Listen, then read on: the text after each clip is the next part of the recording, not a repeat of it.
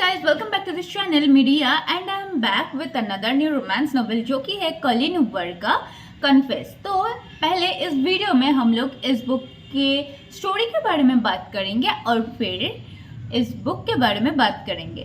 तो चलिए वीडियो शुरू करते हैं। जो स्टोरी है ना, ये शुरू होता है एक टीन गर्ल और एक टीन बॉय आबर्न और एडम के बारे में। वो लोग एक दूसरे से बहुत प्यार करते थे, लेकिन वो लोग ना एक साथ नहीं रह पाएंगे। क्यों? क्योंकि एडम जो थे वो मरने वाले थे और एडम हॉस्पिटलाइज्ड थे और वहाँ पे आबर्न आती है उसको लास्ट टाइम गुड बाय बोलने के लिए। लेकिन एडम के जो मदर है वो आबर्न को वहाँ से निकलवा देते हैं, ये कह के कि उन लोगों को उसके सन के साथ कुछ अकेले में लास्ट टाइम कुछ पल बिताना है। और आबर्न वहाँ से लास्ट टाइम गुड बाय बोल के वहाँ से चले जाते हैं। एक्चुअली उसको वहाँ से जाने के लिए फोर्स किया जाता है। और इसी इंसिडेंट के ना 5 साल बाद आबर्न एक सैलून में हेयर कट करती थी और वहाँ से वो अपने अपार्टमेंट पे आ रही थी और तभी वो ये सोच रही थी कि उसको एक सेकेंड जॉब कर लेनी चाहिए। वो जब वापस आ ही रहे थे तभी उसको एक अपार्टमेंट दिखा जहाँ पे ना विंडो पे कुछ लिखा हुआ था। तो वो जाके पढ़ते हैं तो वो ना कुछ कन्फेशन टाइप कुछ लिखा हुआ था। तो और उसी अपार्टमेंट के डोर पे एक बोर्ड था और उस बोर्ड पे लिखा था कि wanna job then knock the door. तो वो बहुत पहले तो हेजिटेट करती है, लेकिन फिर भी वो अंदर जाती है और जाते ही उस अपार्टमेंट का जो ओनर था आबर्न और ओवेन मिलती है।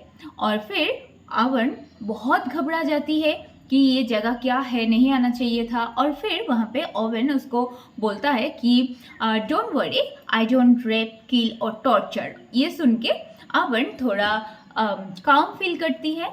और फिर वहाँ पे जब वो देखती है आसपास तो उसको दिखता है कि वो एक स्टूडियो टाइप था और वहाँ पे और बहुत सारे पेंटिंग्स रखा हुआ था और वहाँ पे ना कुछ कन्फेशन स्टिक किया था हर एक पेंटिंग के ऊपर।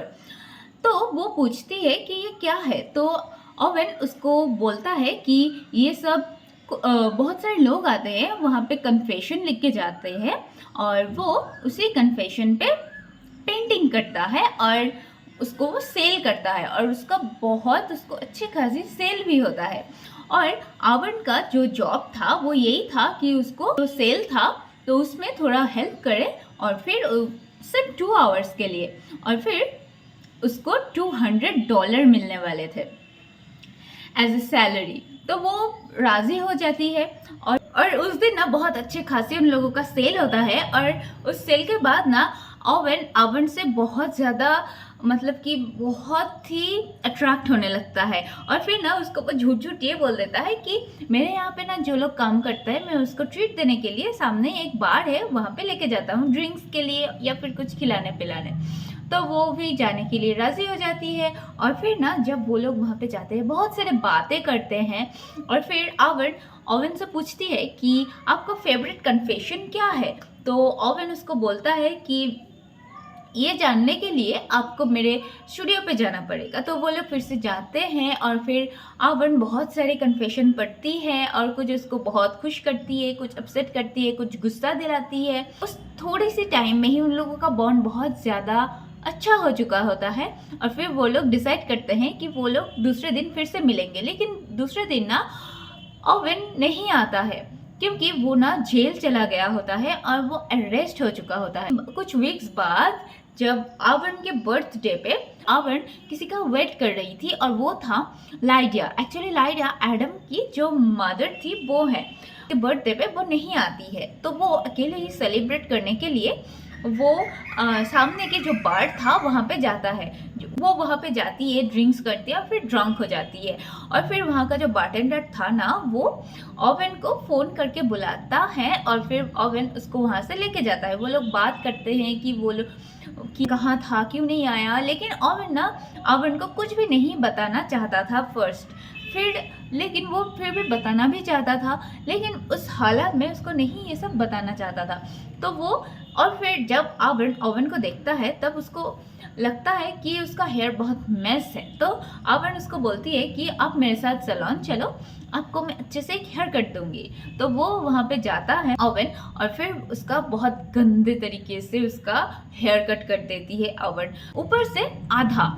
तो वही लेके वो चले जाते हैं और ओवन उसको अपने अपार्टमेंट पे लेके जाते हैं। जब दूसरे दिन सुबह वो नींद से उठती है तब घर जाने के लिए निकल ही रहे थे, तभी ओवन उसको रोकता है और बोलता है कि पहले मेरा हेयर फिक्स्ड करो फिर अब जाओ। फिर वो फिर से उसके सैलून लेके जाती है और फिर उसका हेयर कट करती है, लेकिन तभी उसको पता लगता है कि ओवन फिर से कुछ महीनों के लिए कहीं पे शिफ्ट होने वाले हैं, और तभी वो लोग ना एक साथ उस वीकेंड को रहने वाले थे। तो फिर वो लोग ना एक साथ ग्रोसरी शॉपिंग के लिए जाते हैं, और फिर ओवन आवन को बोलती है कि उसके लिए एक बर्थडे गिफ्ट ले लें। तो आवन बहुत खुश हो जाती है और वो ना एक टेंट लेती है जो कि छोटे बच्चों का होता है। तो वो देख के ना ओवन बहुत शॉक्ड हो जाता है कि ये फिर भी वो कुछ नहीं बोलता है। ओवन उसको बोलती है कि उसको उसके अपार्टमेंट पे लेके चले क्योंकि उसके कुछ सामान लेना है। और तभी वहाँ पे लाइडिया एक बच्चे को लेके आए होते हैं, लेकिन और फिर वो बच्चा ना ओवन को मॉम बुला रहा था। तो वो सुन के ओवन बहुत शॉक्ड हो जाता है, और ओवन के साथ उसको देख के लाइडिया बहुत गुस्सा होके उस बच्चे को लेके चले जाते हैं। और फिर ओवन को सब कुछ सच सच बताता है कि उसका बेटा है उसके फर्स्ट लव एडम के साथ, और फिर वो लाइडिया है उस एडम की माँ, और वो लाइडिया उसके बेटे के साथ उसको रहने नहीं देती है, उससे मिलने नहीं देती है, सिर्फ वीकेंड पे एक बार उसको मिलने देती है। और ये बात उसको बहुत अपसेट करती है। तभी आवन और ओवन के बीच में एक अच्छा खासा बॉन्ड बन ही रहा था, लेकिन तभी कहानी में आता है एडम का छोटा भाई ट्रे, जो कि एक पुलिस था, और वो आता है अपार्टमेंट पे ओवन के, और फिर ओवन को सब कुछ ओवन के बारे में बता देता है कि वो जेल गया था वो, और नेक्स्ट डे वो जेल जाने ही वाला है, और फिर वो ड्रग केस में फंस गया है। तो ये सब सुन के ओवन बहुत गुस्सा हो जाती है, अपसेट हो जाती है।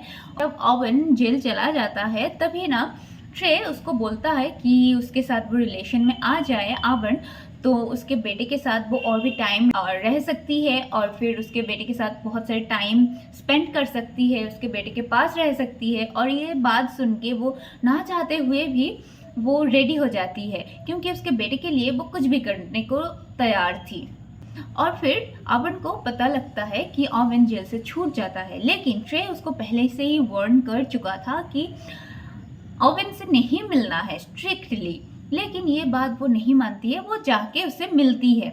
और ये बात ट्रे को पता लग जाता है, और फिर वो आता है ओवन के अपार्टमेंट पे, और फिर वहाँ पे आके उसको अब्यूज़ करता है और उसको ज़बरदस्ती करता है, उस पे अटैक करता है। और फिर वहाँ से ना उसका मतलब कि ओवन का जो रूममेट थी वो उसके हाथ से उसको बचाती है, और फिर वहाँ पे ओवन भी आता है, और फिर वो लोग बहुत सारी बातें करते हैं। ओवन उसको सब कुछ सच सच बताता है कि वो क्यों जेल गया था, उसको ट्रे ने ही फंसाया है। ये बात सुन के ओवन और भी गुस्सा हो जाती है और भी डर जाती है, लेकिन फिर ये बात भी ट्रे को पता लग जाता है कि वो लोग एक साथ है। और फिर वहाँ पे जाके मतलब कि ओवन के जो अपार्टमेंट पे वो जाता है, और फिर वहाँ पे जाके ओवन पे वो अटैक करता है, और फिर उसको प्रोवोक करता है कि उस पे ट्रे पे ओवन अटैक करे, क्योंकि ट्रे ऑन ड्यूटी था पुलिस में। और फिर वो ही होता है जो ट्रे चाहता है, और फिर ओवन को जेल पे लेके जाता है, और फिर ओवन को वो फोर्स करता है कि उसके बारे में सब कुछ झूठ बोले, ताकि उसको परमानेंट और भी सज़ा मिले।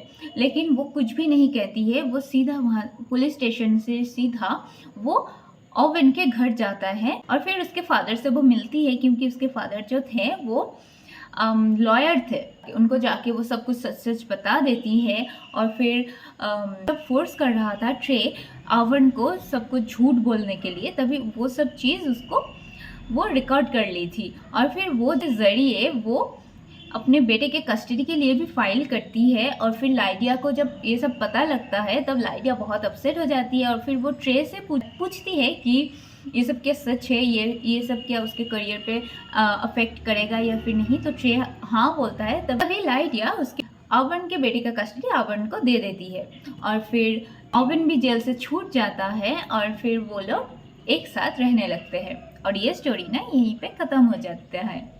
तो ये था आज का बुक समरी वीडियो जो कि है कन्फेस बाय कॉलिन हूबर। तो ये जो बुक है ना, ये बुक एक रोमांस नॉवेल है और फिर उतना ज़्यादा स्पाइसी भी नहीं है, लेकिन इसका जो स्टोरी है ना बहुत ही अच्छा है। एक अकेली लड़की का फाइट इसमें दिखाया गया है। स्टोरी बहुत ही अच्छा है, बहुत इमोशनल भी है, आप लोग पढ़ सकते हैं।